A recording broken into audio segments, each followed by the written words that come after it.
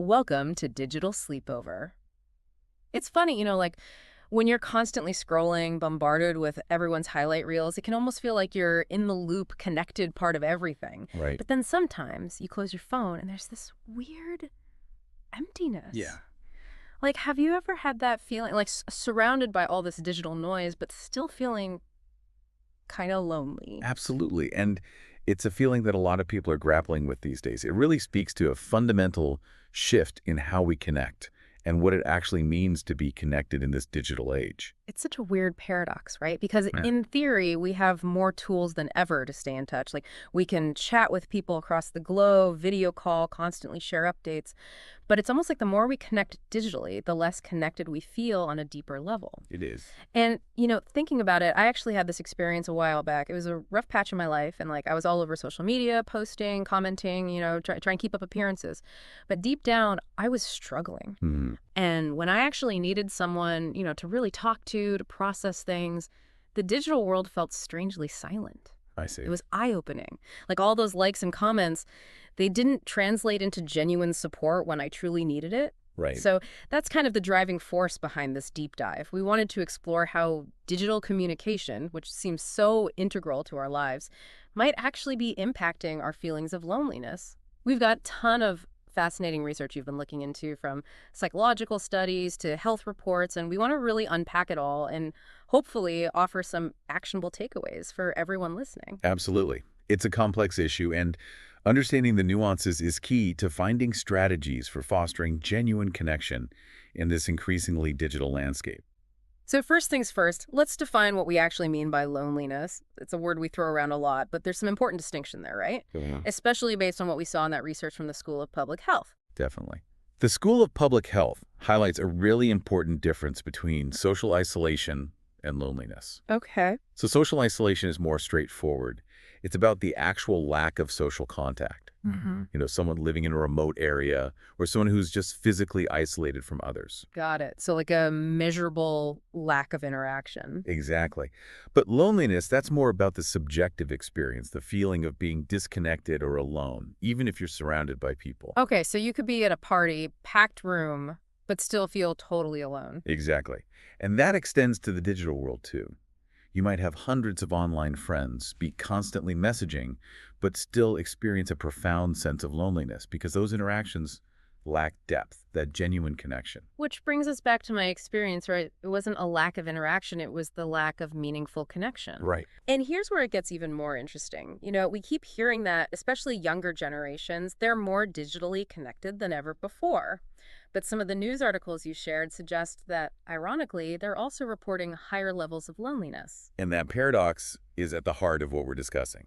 It's not that digital connection is inherently bad, but it's about how it's often used. Like a replacement for real face-to-face interaction. Exactly. Spending hours online can sometimes displace those opportunities for deeper, more nuanced connection that often happen in person. Because when you're face-to-face, there's so much more than just words, right? You got body language, those subtle cues, shared experiences in a physical space. Right? And those nonverbal elements play a huge role in building trust, empathy, and that sense of truly understanding and being understood. Makes sense. And then, of course, the pandemic threw another wrench in the works. We were forced to rely even more heavily on digital communication. Exactly. And while technology definitely helped us stay connected in many ways during that time, for some people, it also amplified those feelings of isolation by limiting those crucial in-person interactions even further. Yeah, it was a necessary shift, but definitely not without its consequences. So it's almost like we're filling up on digital snacks all day, but still feeling starved for a real meal of connection. That's a great analogy. And the thing is, chronic loneliness, it's not just a passing feeling. It has real implications. Right. And that's where the mental health aspect comes in, right? The School of Public Health research highlighted some pretty concerning links between loneliness and mental well-being. Absolutely. They found that chronic loneliness is associated with an increased risk of various mental health issues, including depression, anxiety, and even cognitive decline over time. So it's not just feeling down, it can actually impact brain function in the long term. It can.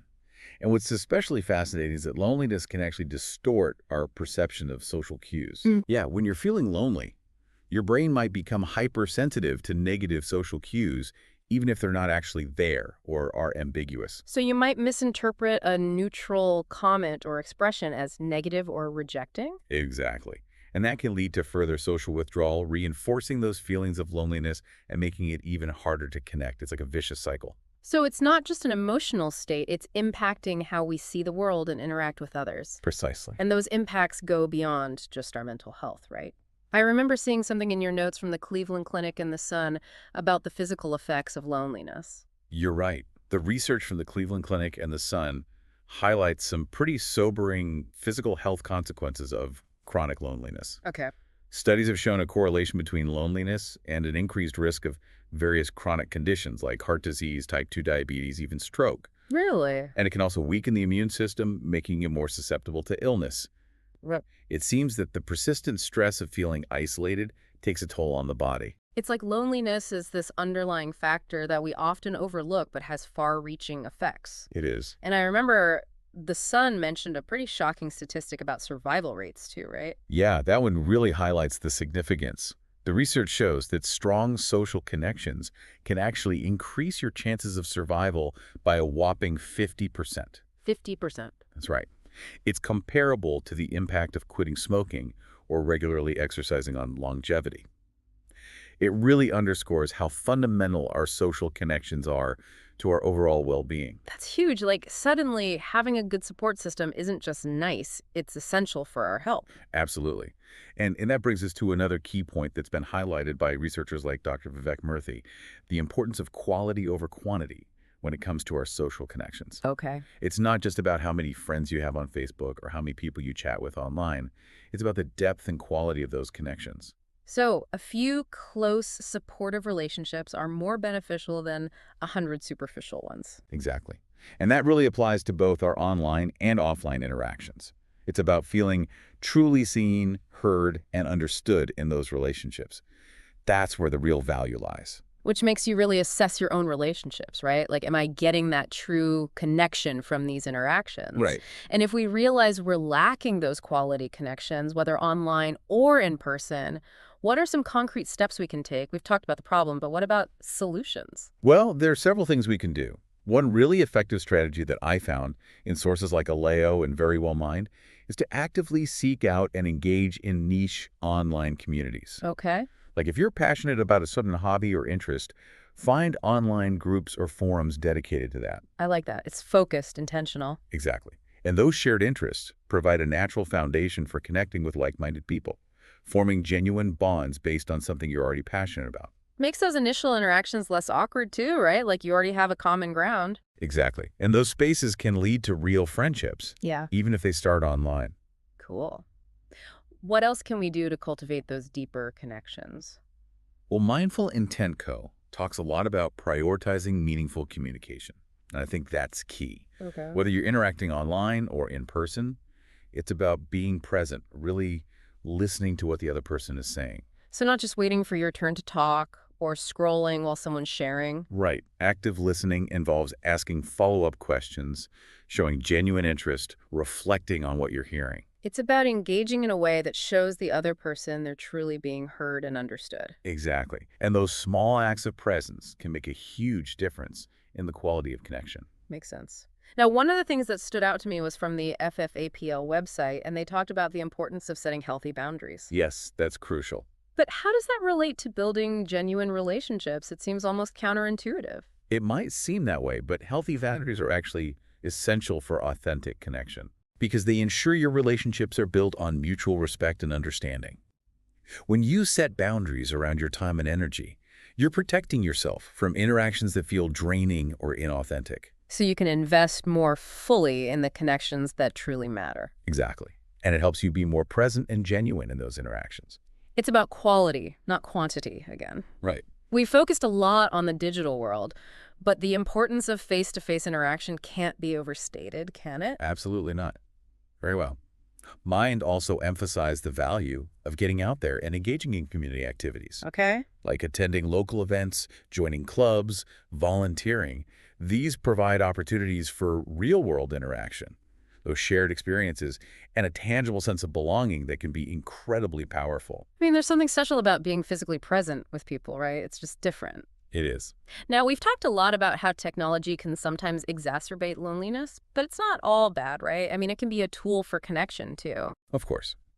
While excessive or passive use can be problematic, technology can also be a facilitator of meaningful connection, especially for those who might have difficulty with in-person interaction.